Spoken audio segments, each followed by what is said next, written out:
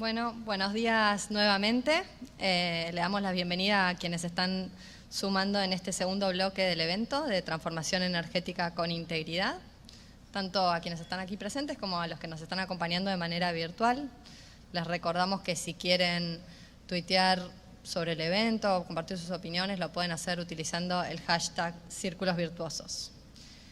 Reitero en forma rápida algunos aspectos importantes para el buen desarrollo de esta segunda parte. Al finalizar el panel va a haber un espacio de preguntas e intercambio con el público. Quienes estén aquí presentes nos levantan la mano y les alcanzamos el micrófono. Y quienes nos estén siguiendo en forma virtual pueden hacer sus preguntas en cualquier momento haciendo clic en el botón Preguntas y Respuestas que se encuentra en el menú del zócalo inferior de su pantalla. Cualquier cuestión técnica, se contactan con el soporte técnico desde el chat, que se encuentra en el mismo menú del zócalo inferior de la pantalla. Ahora sí vamos a dar comienzo al segundo panel, en el que conversaremos sobre el sector energético y las estrategias para una cultura de integridad, en el que dialogarán panelistas de primer nivel y experiencia en la temática, a quienes invito a ir subiendo al escenario. El panel, por acá, pueden pasar por acá, si no se golpean.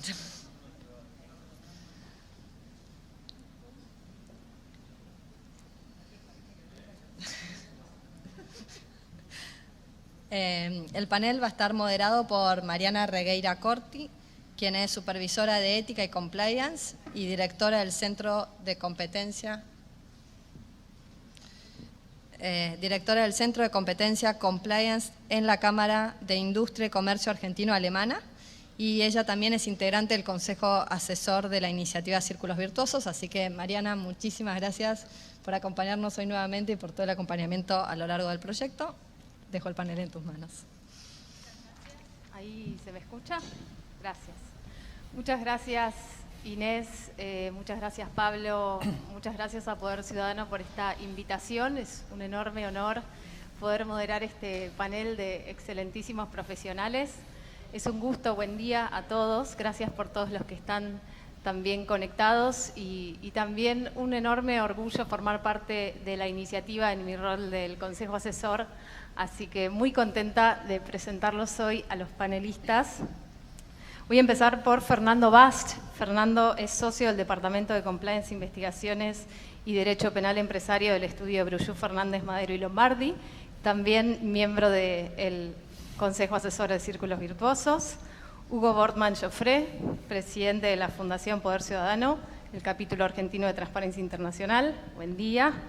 Dalma Parisi, directora de Legales para Argentina y responsable del Departamento de Compliance y Sustentabilidad para Sudamérica sin Brasil en Siemens. Y Ramiro Cabrero, Global Executive Compliance Officer en Baker Hughes Company y también presidente de la Asociación Argentina de Ética y Compliance. Así que hoy sí, lo que vamos a dialogar en este panel es la segunda etapa de este diálogo impulsado por Poder Ciudadano. Va a tener que ver justamente con los desafíos de integridad en el sector energético. Así que un poco ese va a ser el foco sobre el que nos vamos a abocar en este diálogo. Tenemos cuestiones de transición energética con integridad, cómo involucrar a las cadenas de valor, cómo incorporarlo en los procesos productivos. También nos encontramos frente a un contexto difícil, digamos, con crisis energética, y tenemos que pensar en estos desafíos cómo lo encauzamos con una mirada de desarrollo sostenible, ¿no? Por otro lado, también la perspectiva de compliance, como hubo un proceso evolutivo, donde al principio con marco normativo local y después nueva normativa internacional, vemos cómo va desde el marco regulatorio y ahora hay que contemplar otras cuestiones, como la normativa internacional europea en Alemania, la nueva ley de debida diligencia, nos plantea otros desafíos que también hay que empezar a mirar. Cómo las empresas van a empezar también a reportar sobre cuestiones de cambio climático, de derechos humanos, de inequidades y el impacto social. En definitiva, esto tiene que ver con ese diálogo entre empresas y sociedad, que ya desde hace mucho tiempo lo viene llevando adelante también la red de Pacto Global. Y para eso quiero hacer la primera pregunta a Hugo. como presidente del capítulo argentino de Transparency, ¿qué oportunidades y desafíos ves vos en Argentina para alcanzar esa cultura de integridad, Hugo? Bueno, Mariana, muchas gracias. La pregunta nos da la oportunidad de pensar si la Argentina, y se habló en el panel anterior, se encuentra en un contexto que le permita sumarse a los cambios que vienen generándose a nivel mundial en materia de integridad. Antes, digamos, por ejemplo, si uno habla de un proceso de transformación reciente, todas las privatizaciones de la Argentina se hicieron con un marco mundial, global, en materia de transparencia, del cual la Argentina estaba afuera prácticamente, y había muchos países de Europa en los cuales la integridad no era un valor transmisible a los mercados en los cuales se planteaba la realización de nuevos negocios.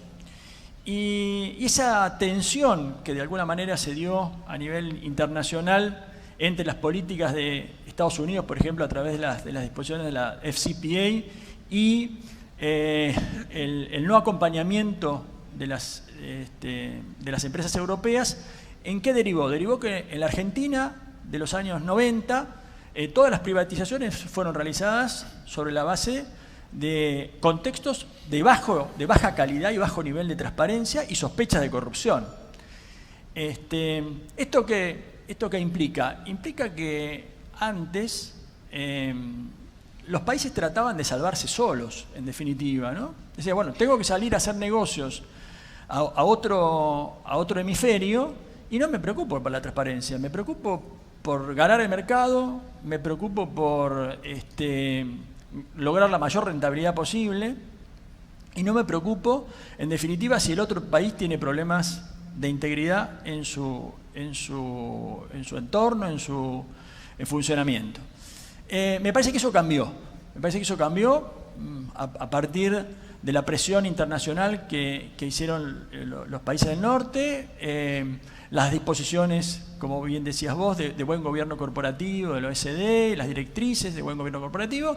Luego me parece que hoy ese contexto lleva a que no podemos hacer negocios en Argentina sin altos estándares de integridad y transparencia. ¿Vamos a estar a la altura de poder acompañar esos cambios? Yo creo que sí, que se han hecho grandes esfuerzos, ahora seguramente lo discutiremos, pero me parece que vamos subiendo escalones poco a poco. Me parece que las leyes en materia de responsabilidad penal de la persona jurídica, de la cual seguramente hablaremos, es un escalón trascendental. Lo mismo que la ley de acceso a la información, que era una ley que teníamos de deuda en la democracia de hace 30 años. Y me parece que ahora tiene que tener un rol fundamental el Poder Judicial. Este escalón que hemos subido en la Argentina en los últimos años no tiene el mismo correlato en el control que deben hacer los jueces del cumplimiento de esas leyes, ¿no? Creo que en el panel anterior se habló de que tenemos buena capacidad de generar marcos normativos y marcos de control, pero después tenemos bajo enforcement, baja capacidad de cumplimiento, ¿no? y de sanción. Así que creo que estamos en un contexto muy desafiante. Sí, Hugo, ahí pensándolo en cuáles son los desafíos para el sector energético, me gustaría preguntarte, Fernando, en relación a las empresas del sector energético como agente de cambio, ¿no? Ellos tienen la capacidad de liderar ese cambio, pero también cómo hacemos para involucrar a todas las cadenas de valor, cómo hacemos para crear capacidades en las pymes, que se involucren realmente todas las empresas. Entonces ahí preguntarte, ¿cómo ves vos, cuáles son los desafíos de integridad para el sector energético desde tu perspectiva? Gracias, Mariana. Hola a todos. Gracias por Ciudadano por la invitación. Es una pregunta muy difícil. A ver, querría agregar un ángulo a la perspectiva que introdujo Hugo sobre, en particular Hugo introdujo una perspectiva sobre el estado de situación en lo que hace a las políticas de integridad, digamos, a nivel macro en Argentina. Creo que cobra especial valor este punto en el contexto actual, pensando, digamos, si se me permite, la tragedia climática que está en curso. Como sabemos, la corrupción básicamente es un desvío de las reglas, una reacción para evitar cumplir con ciertas reglas, ¿no? En el caso de las reglas ambientales, la corrupción contribuye a alejarnos de los objetivos de desarrollo sostenible y a acercarnos a una crisis climática que está cercana, digamos. De ahí la enorme relevancia de los temas que estamos conversando aquí. Digamos, la corrupción influye directamente en el impedimento de lograr los objetivos para revertir la crisis climática, ¿no? Entonces, el contexto es muy grave y la influencia de la corrupción en ese contexto es gravísima, ¿sí? De ahí un montón de iniciativas que se están dando a nivel global. Digamos, ya se habla de green corruption, ¿no? Corrupción verde, que por ahí puede sonar contraintuitivo, pero es corrupción antiverde, digamos, ¿no? Y de ahí la importancia de un proyecto como el que está llevando Poder Ciudadano, que me parece que es crucial en este contexto. Yendo a los desafíos específicos del sector, de las compañías del sector energético, en particular en Argentina. A ver, los desafíos son muchísimos. Los desafíos es como la contracara de los riesgos, ¿no? Y los riesgos son las oportunidades de corrupción, digámoslo en términos sencillos. Bueno, las oportunidades de corrupción en el sector energético en Argentina son multiplísimas, digamos, ¿sí? Y lo que hay que pensar, obviamente, es un sector enormemente regulado. La ley de responsabilidad penal de personas jurídicas que menciona Hugo toma como un elemento esencial de los llamados programas de integridad una política de interacción con el sector público. ¿Por qué? Porque obviamente a mayor interacción con el sector público, mayores chances de corrupción. Bueno, la interacción con el sector público del sector es enorme. Y obviamente hay que pensar no en el sector como un todo, sino en múltiples subsectores, ¿no? Se habló en el panel anterior, distintos sectores, ¿no? Energía eléctrica, oil and gas, las renovables. Bueno, cada una tiene sus desafíos específicos. Lo que a mí me gustaría marcar es que,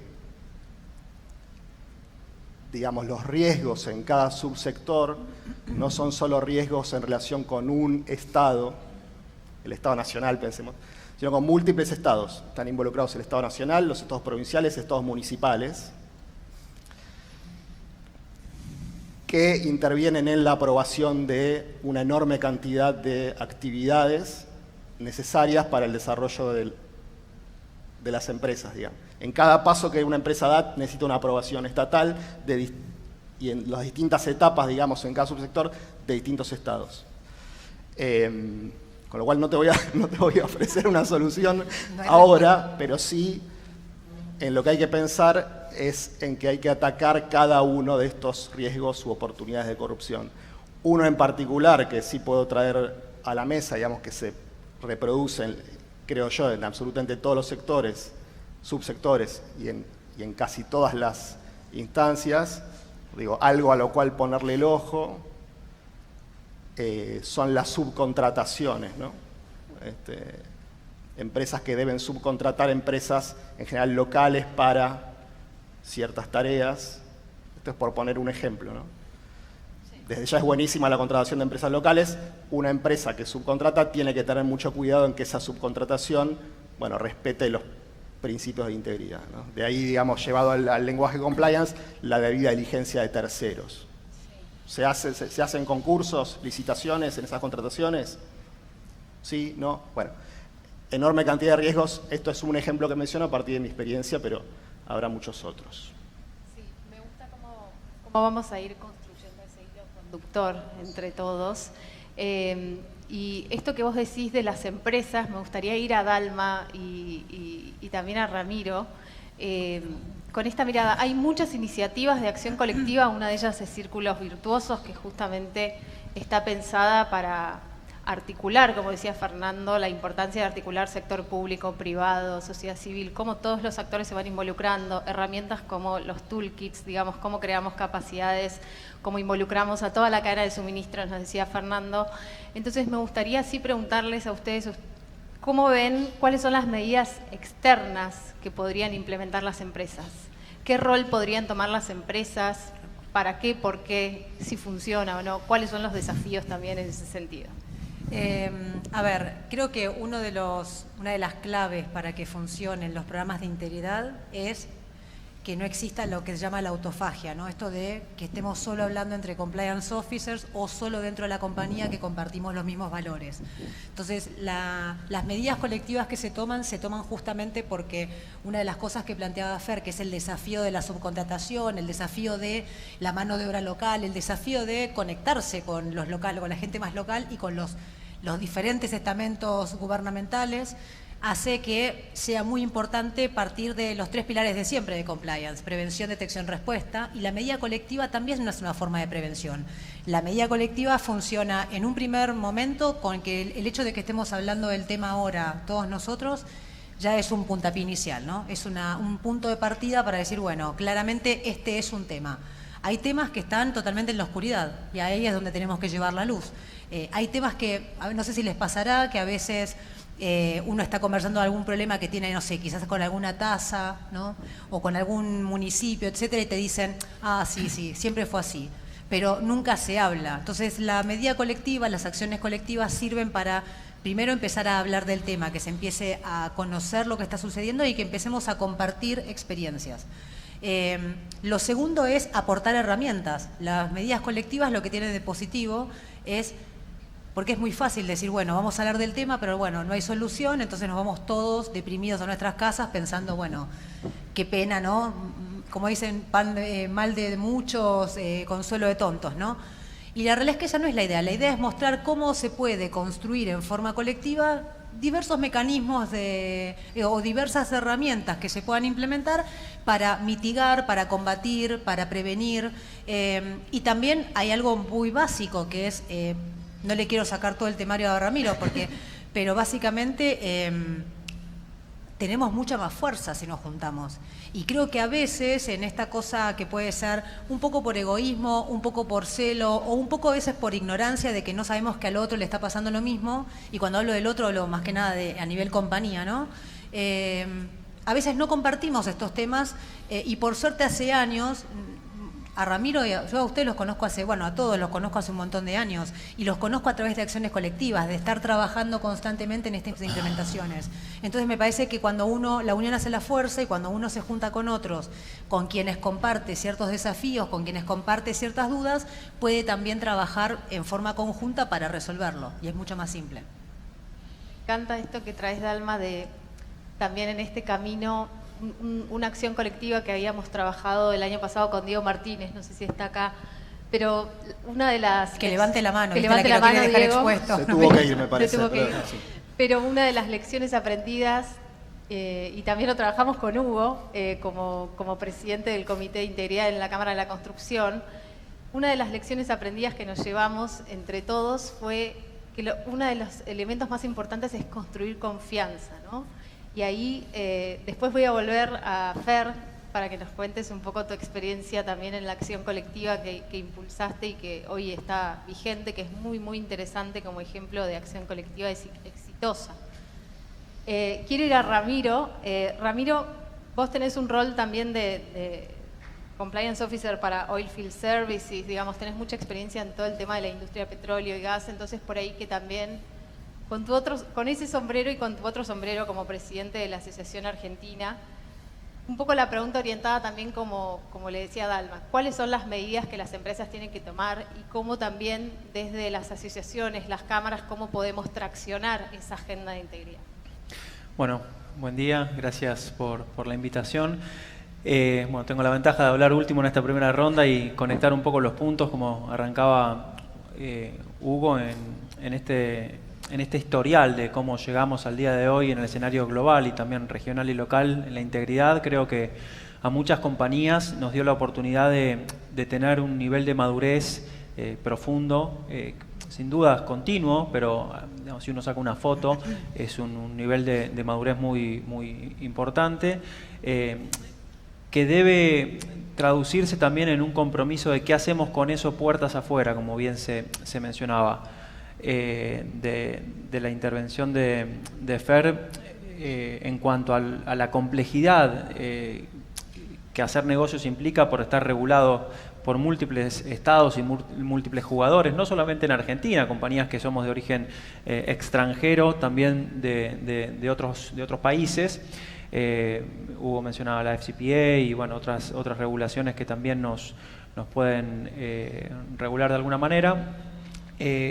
Creo que a lo largo de los últimos años, un poco más de una década, yo en la industria de oil and gas tengo un poco menos de 20 años trabajando en Argentina, pero también en otros países, es cómo contagiar esa madurez. Escuchando la Dalma, en términos concretos, lo que hemos tratado de hacer y hecho en los últimos años en la industria, otro sombrero que tengo, a mí me gusta también, fuera de lo que es mi trabajo en la empresa, poder colaborar con diferentes industrias, pero en la industria petrolera, yo estoy parte del comité de ética en el Instituto Argentino del Petróleo y Gas Natural, ¿no? El IAPG, que es una institución técnica muy prestigiosa acá en el país. Y hace muchos años creamos este comité donde las diferentes compañías del sector, tanto las conocidas como operadoras, las YPF, la Pan American, las Total y demás, como las compañías de servicio, como las Baker Hughes, Halliburton, Schlumberger y demás, somos más de 30 o 50 empresas grandes, medianas y pequeñas ahí, tratamos de llegar a acuerdos. Y hace 2 años hicimos un acta de integridad, un pacto de integridad entre todas las compañías, revisado con todas las burocracias de diferentes filosofías, empresas más de origen nacional, cultura más familiar y demás, en los cimientos de lo que nuestra industria debería tener y exigir a todas las empresas, independientemente del tamaño que puedan, que estén haciendo negocios. Y no solamente quedarnos en esa enunciación de motivos, en esa descripción, sino en poder apalancar esta madurez que decía y transmitirla a empresas más chicas que quizás no tienen la capacidad, los recursos y la espalda que otras compañías tenemos. Y a raíz de eso empezamos a hacer diferentes encuentros para capacitar o transmitir estas expectativas a nuestros proveedores, ¿no? Que aquellas compañías que trabajan con nosotros, pequeñas y medianas, ya conozcan de antemano cuáles son las reglas de juego, ¿sí? En nuestra industria para nuestras compañías, puertas adentro, ¿sí? Después, sin duda, el terreno es complejo. El hecho de que esté esta madurez no implica que los programas sean infalibles, pero sin duda uno va a estar posicionado. Uno no, como dice la frase, uno nunca camina solo, nunca hace negocio solo. Entonces, sea desde la cadena de valor como con los reguladores en todos sus aspectos, bueno, uno tiene que trabajar en el escenario, además de en su negocio, ¿sí? Y me parece que la integridad en los últimos años, largos años, y en Argentina en particular, creo que en los últimos 5 o 6 años, se ha trabajado y se ha avanzado como para poder apalancarnos en integridad a la hora de una ventaja competitiva, con sus desafíos, pero con sus grandes oportunidades también. Excelente. Importantísimo esto de la ventaja competitiva, pensando también en la nueva normativa en Alemania. Son las empresas europeas las que van a estar exigidas, pero también esa cadena de valor se abastece a nivel global, así que creo que es un buen puntapié para pensar en esos incentivos. Y quiero irme con Fernando y con Hugo, porque trajiste el tema también de acción colectiva, de las entidades involucradas, de cómo nivelar el campo de juego, y por ahí que conversemos un poco con ustedes dos sobre las experiencias que tienen en acciones colectivas, cuáles son los incentivos, qué políticas públicas se necesitan, qué son los elementos que se pueden obtener a partir de estas acciones colectivas. Hugo. No, bueno, a ver, vos sabés, Mariana, que yo soy un convencido de que solamente con buena voluntad no alcanza, ¿no? Me parece que en un país como el nuestro, con el bajo nivel de cumplimiento de las normas que tenemos ya como ciudadanos, me parece que eso trasladado incluso a las actividades económicas y comerciales, nos tiene que llevar a nosotros que estamos involucrados en la gestión de la transparencia a buscar mecanismos que generen incentivos para que estas prácticas no solamente sean acuerdos que partan de nuestra propia voluntad o de la voluntad de los grupos directivos de las compañías.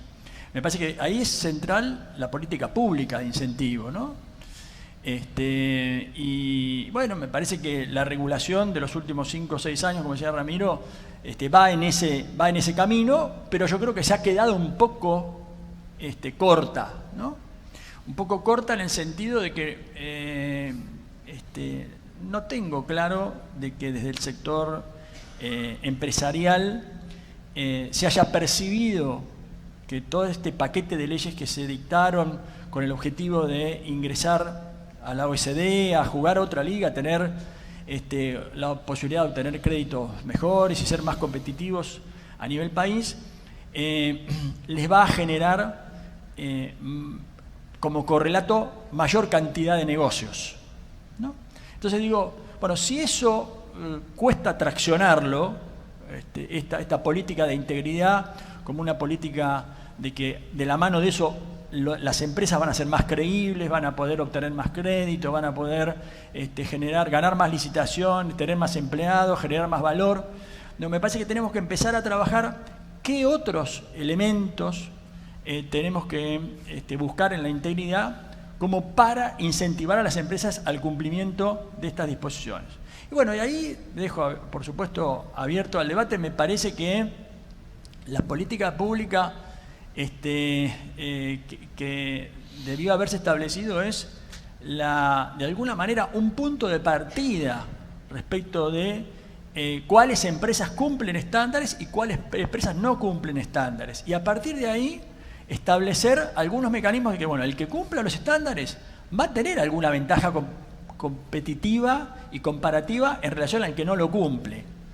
Por ejemplo, entrar automáticamente a un registro de proveedores del Estado y no tener que pasar de vuelta a un tamiz de controles.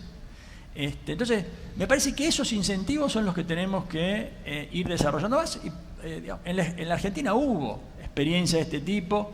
Durante la gestión del ministro Cavallo, ustedes se acordarán, por ejemplo, todos los programas de incentivo a los que denunciaran las evasiones, ¿no? ¿Se acuerdan?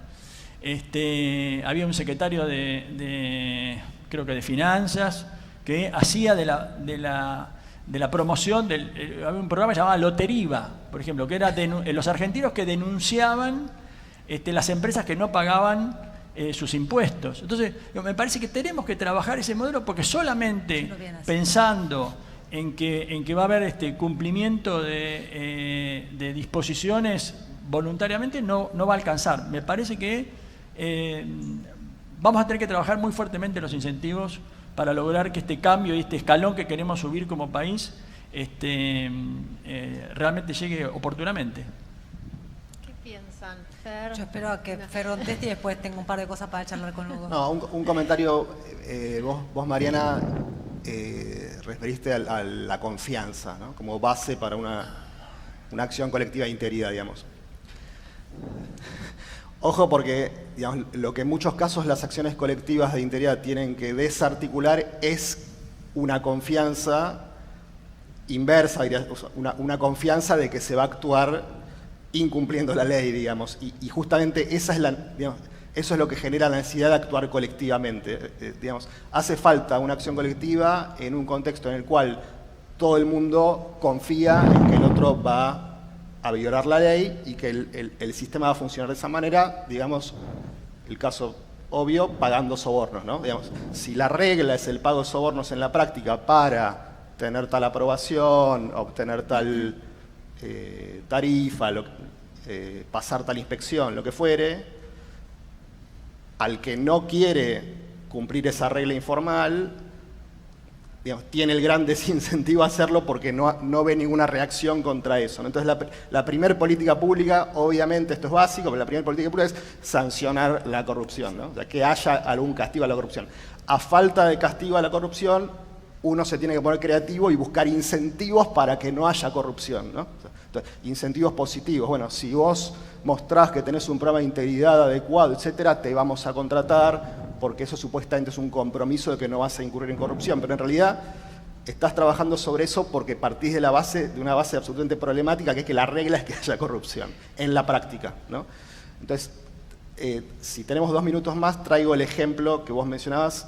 Yo trabajo desde el año 2014 en una acción colectiva que es la de una red de empresas de la industria marítima que se llama MACN, M-A-C-N, Maritime Anti-Corruption Network.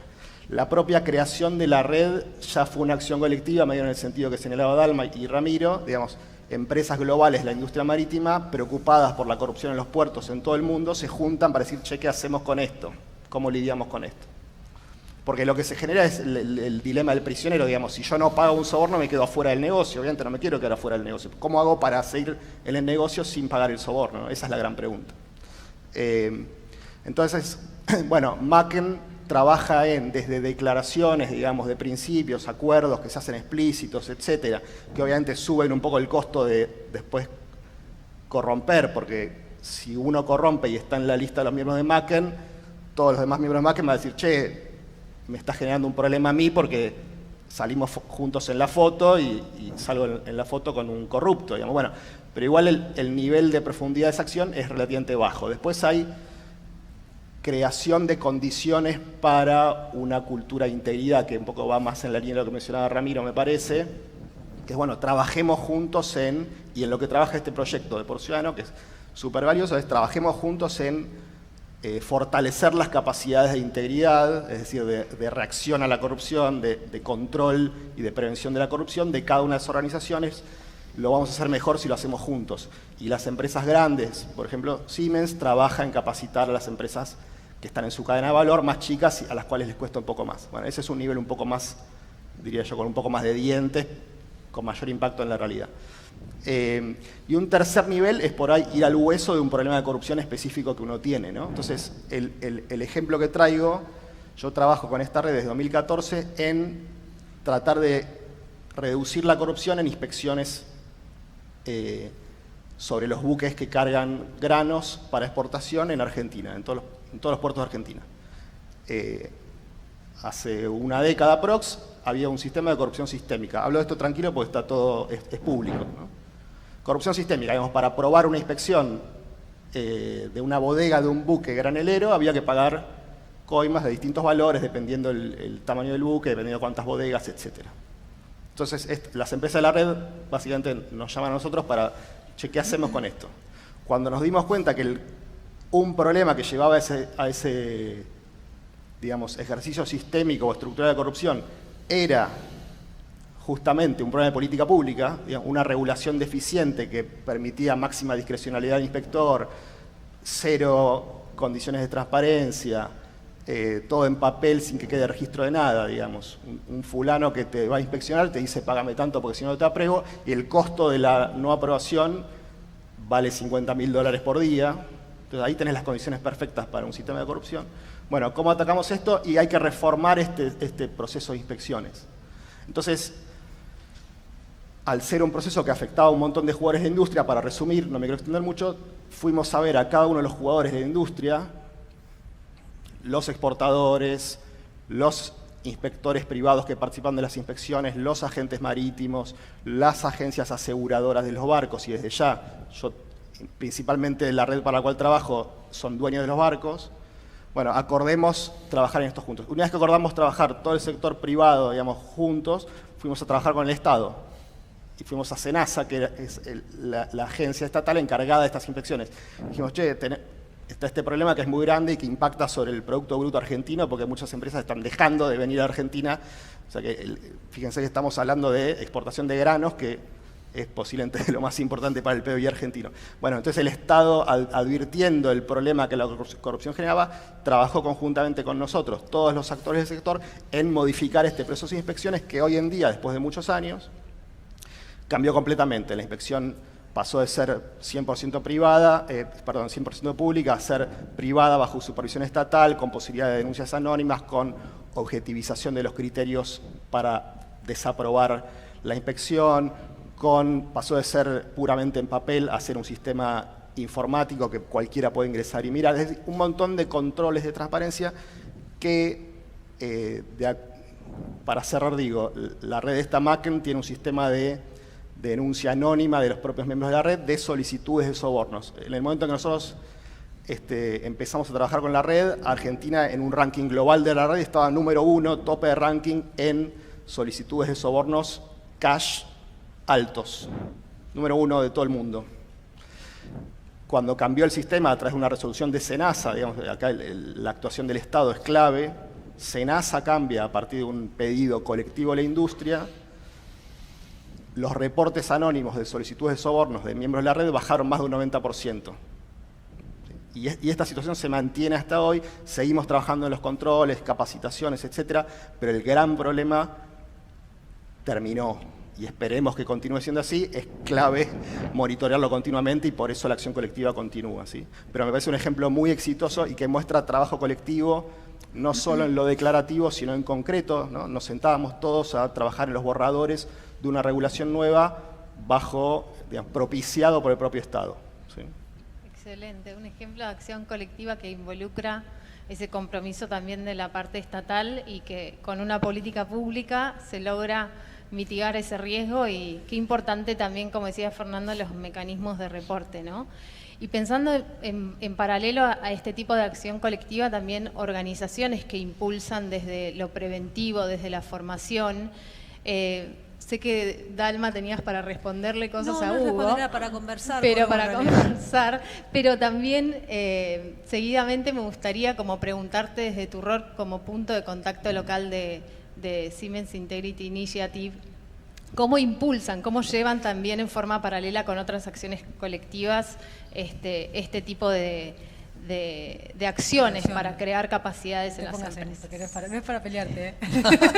Ay, No, porque me parece que es fundamental que como concepto, ¿no? Ahora te cuento lo de la Siemens Integrity Initiative que me encanta, pero yo coincido con vos, Hugo, en que hay un tema regulatorio de base, ¿no? O sea, vos decís, bueno, la regulación tiene que estar, sin regulación es bastante difícil determinar la cancha o marcar la cancha.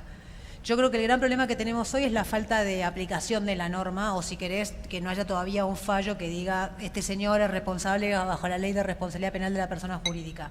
Porque eso también va a determinar mucho la forma en la que se va a seguir trabajando. O sea, ¿por qué la FCPA es tan efectiva y por qué todos estamos mirando siempre la nueva guideline? Porque los tipos cuando tienen que aplicar la norma la aplican y te sancionan fuerte. Entonces yo creo que lo que está faltando es de los 3 pilares, era eso lo único que te quería agregar, que los 3 pilares de compliance, digamos, la prevención, la detección, lo que estaría faltando es la respuesta.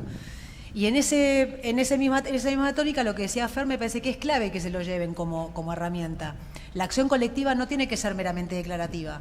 No siempre. A veces sirve hacer un pacto para decir, che, mira, vamos a aportarnos. O sea, establecer las reglas de juego con los demás jugadores siempre es positivo. Si yo juego al truco y vos jugás al póker, claramente vamos a estar en una mesa diferente. Entonces, por lo menos mínimamente que todos los accionistas o todos los stakeholders, digamos, del mercado sepan, miren, en esta mesa se juega el truco, en esta mesa se juega el póker y allá se juega, no sé, a los Arasa, pues no me conozco otro juego. Lo importante es eso de la declarativa, de decir, bueno, que es un principio, porque yo les digo, hace 5 años, 6, firmamos una acción colectiva que era meramente declarativa con una compañía argentina que le costó un montón pasar por ese... Y era un pacto de integridad bilateral, no es que involucraba al sector público ni que tenía que ser certificada internacionalmente. Y costó pasar por todos los mecanismos de aprobación, con lo cual también, digo, úsenlo como herramienta. Ahora, cuando desde el sector, en este caso el sector energético, pero desde cualquier mercado, uno identifica el problema en común, las acciones como MACN te demuestran que cuando todos actuamos en forma colectiva en miras de un objetivo común es mucho más simple. Esto no significa que haya sido fácil para MACN. Me imagino que ustedes lo que trabajaron, yo conozco la iniciativa del principio y me parece fabulosa.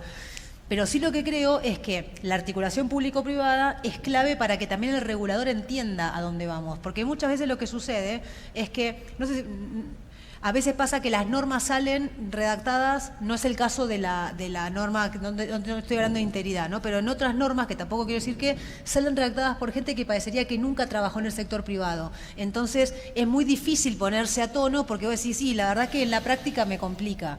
Ahora, la articulación con el sector público y en particular con la Oficina Anticorrupción, yo creo que hoy tenemos una ventaja como compliance officers que está buenísima, que es que tenemos una Oficina Anticorrupción que sigue con las mismas ganas de escuchar, son abiertos, nos invitan a diálogos, estamos trabajando con ellos en RITE, estamos trabajando en el proyecto de ley de ética pública, digamos, hay una voluntad de escuchar por lo menos a lo que le pasa a las empresas privadas y no solo a la multinacional, también a las empresas chicas, porque la realidad es que hay empresas que son consideradas, entre comillas, pyme, que son mucho más grandes que cualquier sucursal de una multinacional localmente.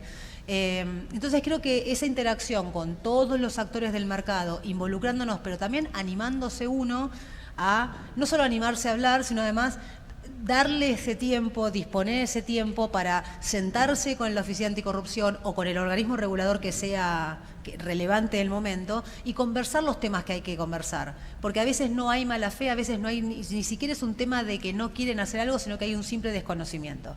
Ahora, en el enforcement yo sí creo que en algún momento nos va a venir bien tener algún tipo de noticia respecto a la aplicación. Cuando fue el caso Cuadernos, los compliance officers estábamos con pochoclos, felices de la vida, y después todo no pasó nada. Pero creo que esos impulsos también hay que aprovecharlos. 2018 fue un gran impulso para compliance, un gran impulso. La participación en el B20, teníamos los foros, estábamos todos con la ley de prevención de la persona jurídica, la ley de responsabilidad penal de la persona jurídica. Teníamos como un montón de cosas que hacían que quizás los que veníamos de antes trabajando en lo mismo decíamos, che, qué bueno, ahora todo el mundo, no sé si vieron que en LinkedIn los job posting eran todos compliance. Bueno, que no se pierda ese ánimo, que no se pierda y sobre todo esto, identificar los dilemas en común que tenemos. O sea, hay conflictos y los vamos a seguir teniendo. El sector energético en particular, que trabaja en provincias y en lugares súper complicados, tienen que poder identificar. O sea, los actores tienen que poder identificar cuáles son los desafíos. ¿No? Sí, y ahí pensando también en no te dije nada de la Siemens Integrity Initiative, pero es mucho. Después, si querés, les mando un mail. Lo mandamos después. www.siemens.com, si no me va a matar Mariana. No, igual vamos a seguir charlando. Pero pensando un poco en lo que vos decías, Dalma, del intercambio entre pares, me quedó esta idea. Y ahí, por ahí preguntarte, Ramiro, como presidente de la AEC, ¿cómo ves también esto del intercambio entre pares en la práctica profesional? Y también dejo una pregunta al que quiera responderlo. ¿Cómo ven el tema de que las empresas, por ejemplo, que tienen que contratar con el Estado estén obligadas a tener políticas de integridad? ¿Piensan que eso funciona? Eso lo podríamos pensar, como veníamos charlando recién, en términos de incentivos. Entonces dejo ahí algunas de las preguntas y que puedan ir agregando. Bueno, junto un poco iba a hacer un comentario sobre la parte anterior, pero que lo puedo ensamblar con la pregunta, que sin dudas creo que es importante, quizás de manera progresiva, primero en las grandes licitaciones y después que eso vaya un poco cascadeando y derramando al resto, no solamente se genera un incentivo, sino una puerta de entrada donde la integridad sea una de las preguntas, ¿no?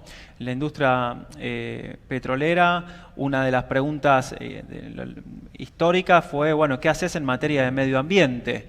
Si vas a trabajar en una gran licitación con un cliente, te va a decir, te va a auditar, te va a preguntar cuál es tu cuidado con la salud, seguridad, medio ambiente. Bueno, a lo largo de los últimos años hemos visto que, obviamente más en las grandes licitaciones, la integridad y las políticas de transparencia y de compliance ha sido también una puerta de entrada para las grandes licitaciones con compañías no solamente privadas, sino estatales. En el caso de América Latina, Petrobras, Pemex, Ecopetrol, son empresas que tienen un compromiso fuerte con la integridad, independientemente de los problemas que algunas o varias de ellas puedan haber atravesado, porque siempre decimos que la corrupción es dinámica, ¿no? Y antes hablamos que no hay programas infalibles, pero lo bueno es aprender de esos errores y tratar de ver, bueno, qué sigue.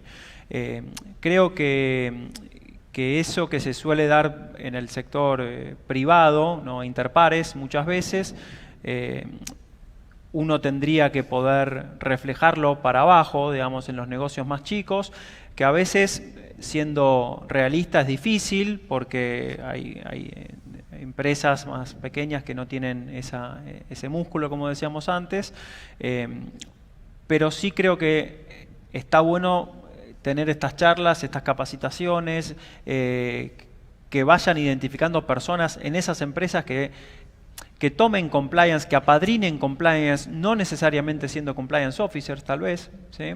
Y eso es algo que dentro de la asociación intentamos, y otros ámbitos también, ¿no? Pero en la asociación en particular vemos un montón, ¿no? Que de repente viene el financiero, viene un ingeniero, vienen médicos, vienen personas que dicen, bueno, me dijeron que o me pidieron que empiece a explorar y a implementar compliance dentro de la compañía de cero.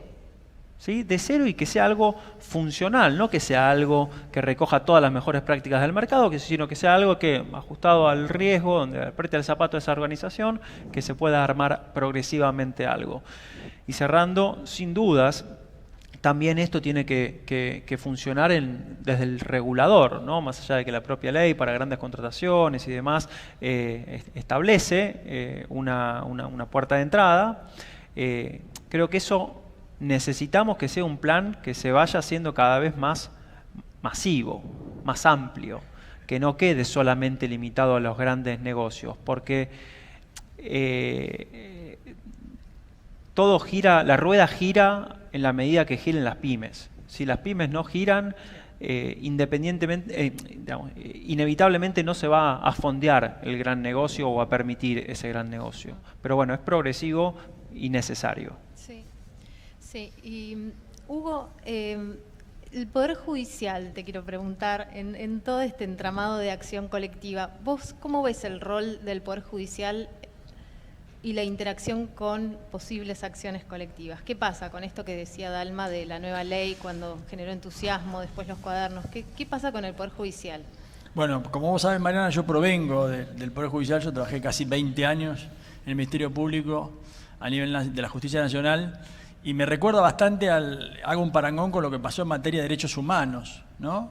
Las inseguridades que generaba que alguien pudiera venir a decir que había un Estado que torturaba y mataba, ¿no? Entonces, y recuerdo los primeros testigos que iban a declarar el juicio de los comandantes, decían, y si yo declaro acá y después vuelven los militares, yo me tengo que exiliar, digamos, a mí me van a matar. Entonces lo mismo pasa en el término de los negocios, ¿no? Dalma decía, ¿por qué no viene? Yo espero que haya un caso de responsabilidad penal de las personas jurídicas en breve, o que ponga blanco sobre negro en un caso de corrupción. Digo, la verdad es que el promedio de los casos de corrupción en Argentina, para que tengan una solución judicial, según un estudio que hizo ASIJ hace unos años, son 15 años. Lograr que la Corte Suprema de Justicia de la Nación diera la información pública de los casos de corrupción que administraba, demandó que un grupo de ONGs hiciéramos un pedido concreto a la Corte, porque no había manera de que esa información se supiera, ni siquiera cómo se sorteaban las causas. Entonces digo, ¿qué pasa? Este proceso de empezar a mirar un poco la corrupción en el sector privado, cuando siempre históricamente las regulaciones eran mirar la corrupción en el sector público, ¿no? El funcionario público que sobornaba, y ahora nos trasladaron la responsabilidad al sector privado, y yo siento que esa responsabilidad nos las trasladaron, o mejor dicho, nos las tiraron por la cabeza, y arréglense como puedan en la Argentina, porque no viene desde la política pública del Estado, más allá de lo que dice Dalma, de algún, digamos, por supuesto que la Oficina Anticorrupción hace lo que puede dentro de un Estado que no acompaña. Porque si vos decís, lo razonable hubiera sido, como ocurrió en España cuando salió en 2010 la Ley de Responsabilidad Penal de la Persona Jurídica, el fiscal de Estado sacó una circular y bajándole a todos los fiscales de las distintas jurisdicciones cómo debían aplicar la ley. Acá se sancionó, vos sacaste el tema cuadernos, se sancionó una ley del arrepentido, dentro de la cual la ley de responsabilidad penal de la persona jurídica tiene un capítulo también que abarca a las empresas, y ningún fiscal tiene ninguna instrucción respecto de cómo aplicarla. Y además, como es una norma nacional, después tiene complejidad porque los sistemas procesales son provinciales. Entonces, en cada provincia se aplica, cada fiscal la aplica como quiere. Entonces digo, la verdad que nos tiraron por la cabeza una responsabilidad que primariamente es del Estado, que es controlar la corrupción. El Estado tiene agencias investigativas, tiene poder judicial, tiene fiscales, tiene agencias de investigación que cooperan con organismos internacionales y no nos dieron ningún lineamiento, salvo un lineamiento escueto que sacó la Oficina Anticorrupción diciendo deberían, los códigos y las políticas deberían transitar por este camino. En otros países no es así. Vos mirás Perú, por ejemplo, haces tu programa de responsabilidad, la Oficina Anticorrupción se da vuelta y se la trabaja con el ministerio del área correspondiente del sector en el cual tu empresa pretende implementar el programa de control. Entonces, te dan una devolución. Acá no hay devolución, no hay política pública de coordinación. Entonces, el caso de corrupción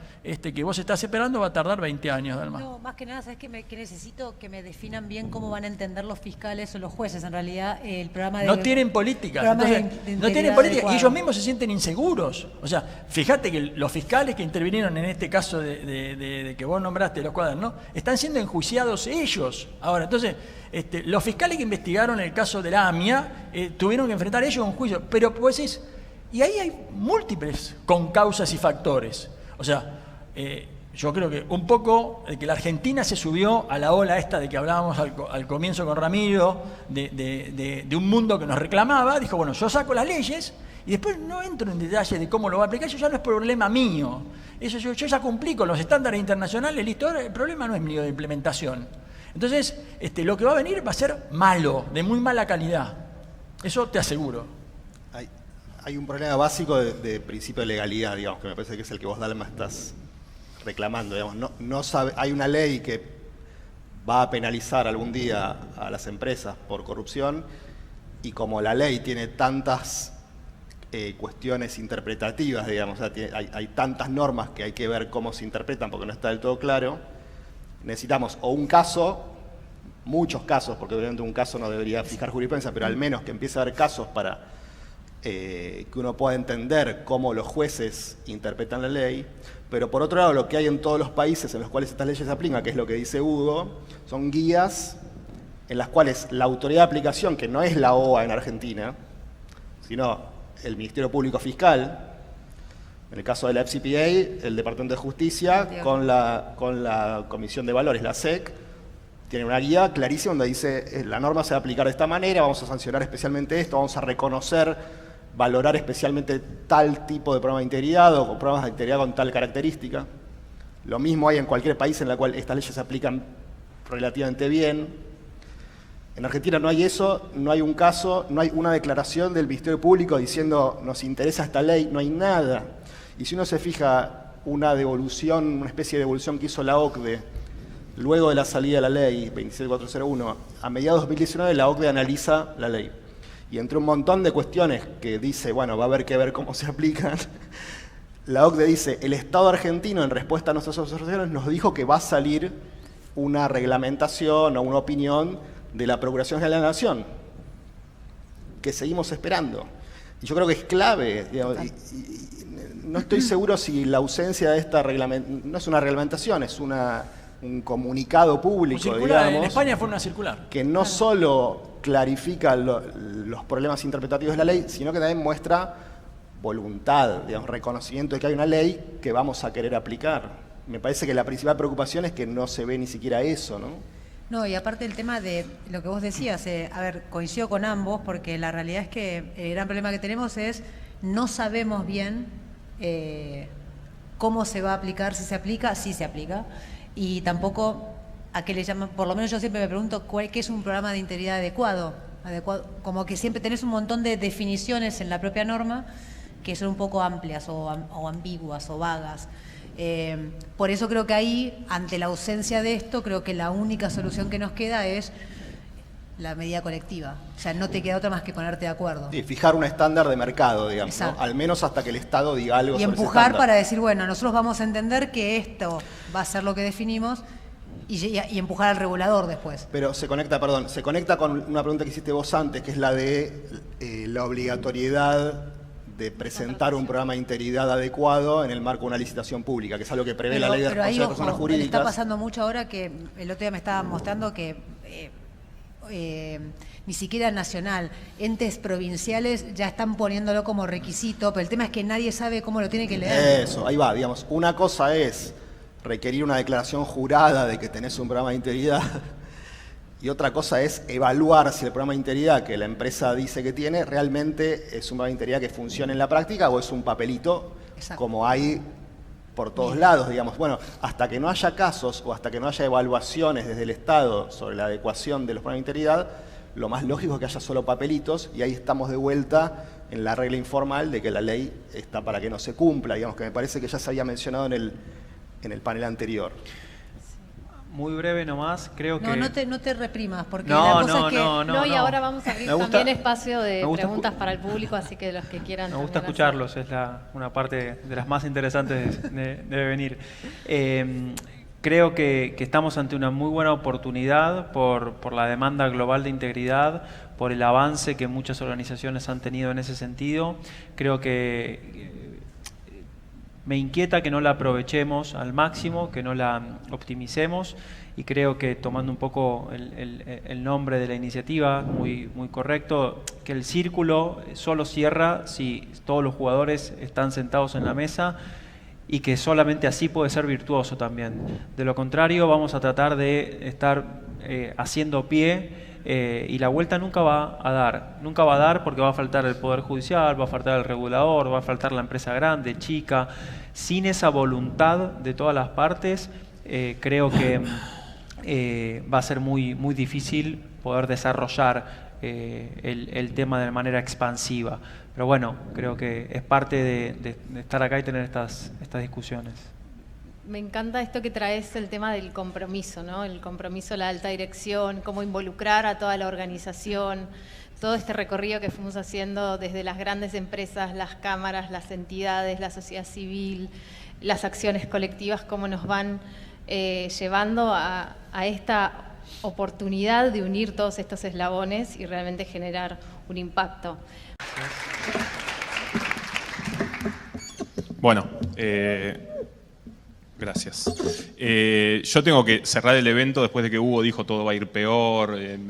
La verdad que se me complica, pero bueno, no, principalmente vengo a agradecer a los expositores, a las empresas, a las cámaras, a las fundaciones, a los organismos públicos, a las universidades, al equipo, a los voluntarios y a los consultores externos. No voy a nombrar de a uno a todos los que nos apoyan, pero están en la documentación que les dimos. Decirles que este momento en el cual nosotros estamos conversando esto no fue buscado a partir de lo que hoy está en la tapa de todos los diarios, porque se está discutiendo la matriz energética, se están discutiendo cambios, se está discutiendo un gasoducto que va a ser muy importante para la Argentina, con sus retrasos, con sus licitaciones, etcétera, pero de casualidad estamos trabajando este tema ya hace más de 2 años con Siemens, a quien sí tengo que nombrar, a quien sí tengo que agradecer, porque el apoyo que nos dan es muy importante. Entonces aprovechar este momento del país para discutir esto, para sentarnos en la mesa es muy importante. Y básicamente porque la energía es el motor de la economía. Si no tenemos energía podemos discutir, y vimos algunos gráficos que nos presentó el ministro de Economía y Energía de Mendoza, en el cual muestra la cantidad de subsidios que se lleva la energía, inclusive más que la discusión pública de los planes sociales, etcétera. Entonces tenemos que poner el foco ahí. Y tenemos que poner la integridad no solamente en esos subsidios, sino en toda la cadena de empresas que trabajan, que discuten esta transición energética. Y nosotros, para colmo a toda esta discusión, le venimos a decir que además de la transición energética, además de las dificultades que tenemos en Argentina con el sector energético, con el desabastecimiento, con la necesidad de tener presupuesto para la compra de energía o producir la propia energía, nosotros le venimos a decir que necesitamos que sea con integridad, con lo cual generamos una discusión mucho más grande.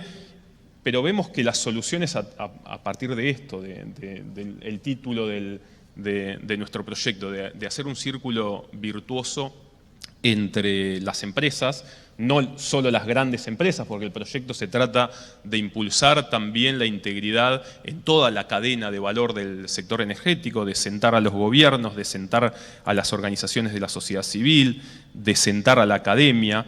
Y nos parece que algo que también mencionaba, creo que fue Fernando hace un rato, de hablar del largo plazo, de darle a esto una sostenibilidad a largo plazo y que esto no sea solo una experiencia de que cuando, o Poder Ciudadano, los que estamos acá, terminemos este proyecto, bueno, listo, ya está, transparentamos todo, porque sabemos que no va a ser así. Ahí me sumo al pesimismo de Hugo, pero sabemos que hay que darle sostenibilidad y que esto tiene que ser una práctica constante y que es muy difícil sentarse. Y nosotros ya dimos el primer paso y nos sentamos aquí. Así que a mí no me queda más que agradecer para cumplir, bueno, nos pasamos 4 minutos, pero agradecer que estos equipos, que estos ejercicios se sigan repitiendo en otros ámbitos, pero que le demos mucha importancia a generar un ámbito de integridad en el sector energético, que me parece que es fundamental.